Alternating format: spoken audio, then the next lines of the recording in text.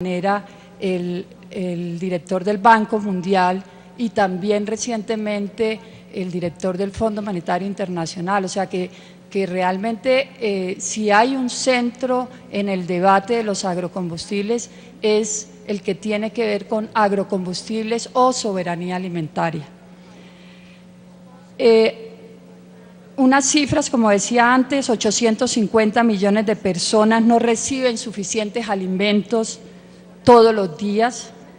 Más de 6 millones de niños mueren anualmente por enfermedades relacionadas con el hambre, cifras de la FAO. Y en Colombia este panorama no es nada ajeno.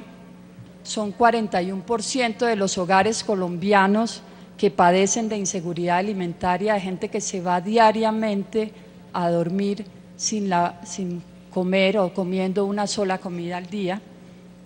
Más del 20% de los niños y las niñas menores de 5 años tienen algún tipo de desnutrición.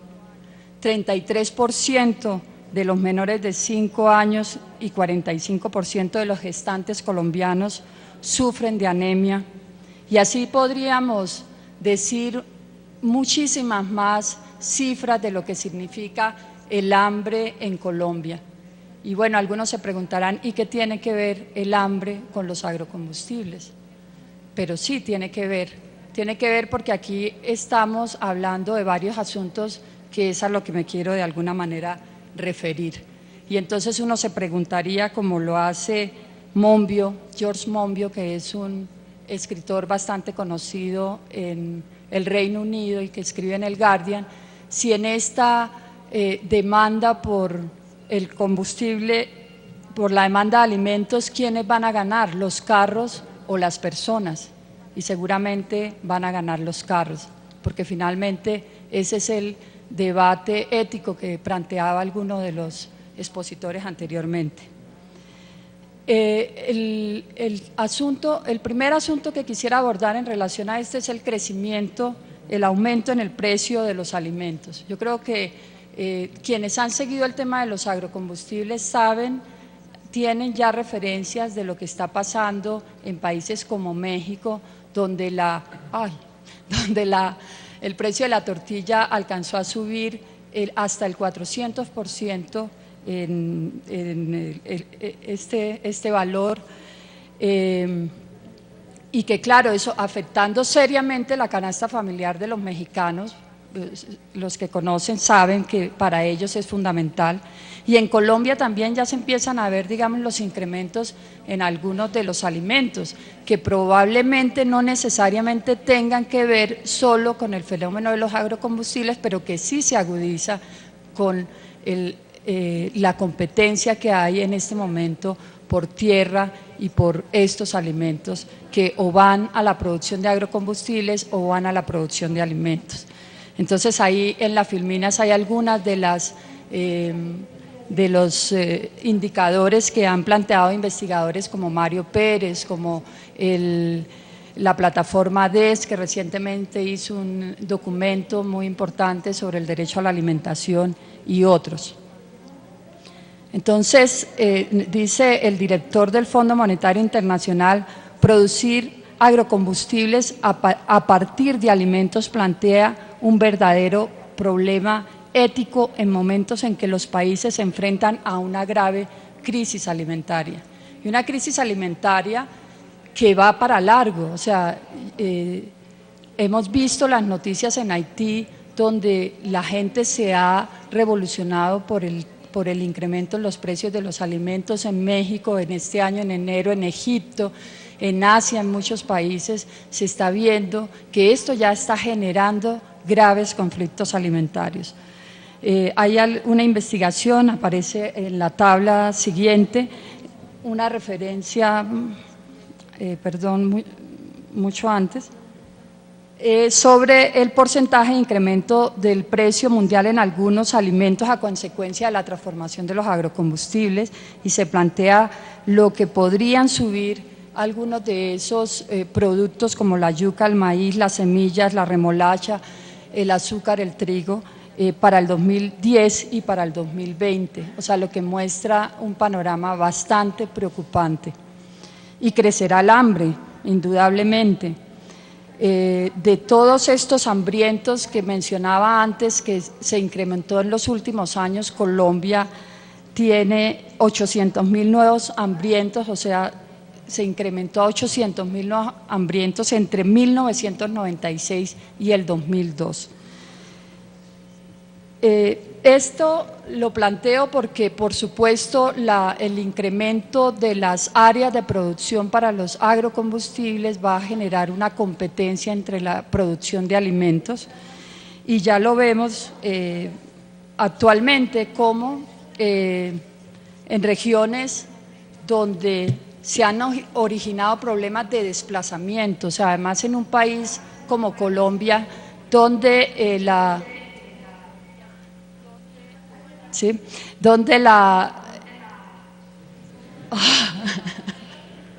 tengo eco, voy a tener que seguir con eco. El desplazamiento, que ha sido suficientemente estudiado por varios autores y que incluso ha sido reconocido por entidades del Estado, como el caso del INCODER, en la resolución 525 del 2 de marzo del 2006, en el que reconoce que la ocupación de la empresa oleaginosa Salamanca y Palmeiras en los territorios colectivos del Alto Mira y Frontera es una ocupación indebida y de mala fe. Y de igual manera se ha documentado el caso de Curvarado y Jiguamiandó, que ya nadie pone en duda. No obstante, desde 1996 las comunidades de estas regiones han denunciado los desplazamientos, y un informe del INCODER reconoce que el 93% de las plantaciones de palma en Curvarado son ocupaciones que se hicieron de manera ilegal en territorios colectivos.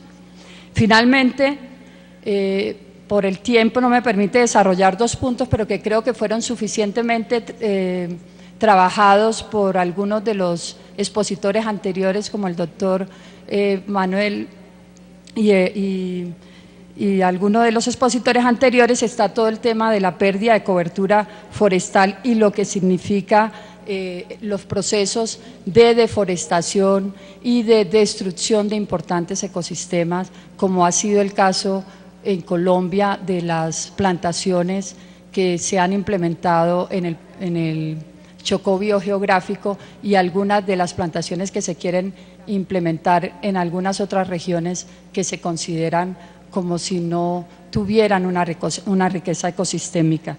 Y el caso que quiero también rescatar de los humedales en el Magdalena Medio, donde gran parte de esta riqueza hídrica de la región del Magdalena está siendo desecada para la ampliación de los cultivos de palma aceitera. Me parece entonces, para terminar y cumplir con el tiempo, que la pregunta sería entonces hasta qué punto el país prioriza el tema de la producción de agrocombustibles o el tema de la producción de alimentos en un momento en el que venimos desde hace más de una década cada vez importando más alimentos, y con una amenaza tan fuerte como la que se nos plantea con la llegada del TLC, si llegase a darse, de continuar dependiendo de alimentos foráneos, perdiendo no solamente nuestra soberanía alimentaria, sino nuestra soberanía, nuestra seguridad alimentaria. O sea, estamos un país tan rico, una ciudad, por ejemplo, como Bogotá, donde se puede proveer el 80% de sus alimentos de las poblaciones aledañas, tenga que estar dependiendo de importaciones de alimentos, e incluso, como hoy está sucediendo, de ayuda alimentaria en algunas regiones donde la situación es totalmente crítica. La pregunta es hasta qué punto tiene que un país como este seguir destinando gran parte de su presupuesto y del endeudamiento público para subsidiar cultivos de agrocombustibles en beneficio de unos pocos y no en beneficio de la gran parte de la población.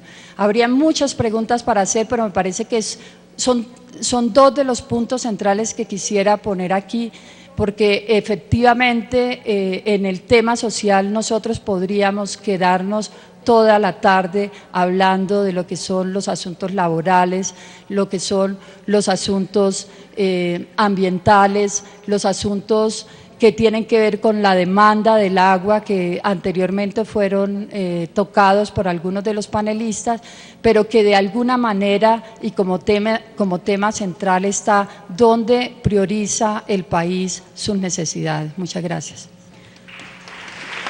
A usted, doctora Tatiana Roa, muchas gracias. Y trasladamos entonces la misma pregunta: ¿cuáles son los impactos sociales de la producción de biocombustibles?, al doctor Jens Mesa Dichinton, presidente de FEDER.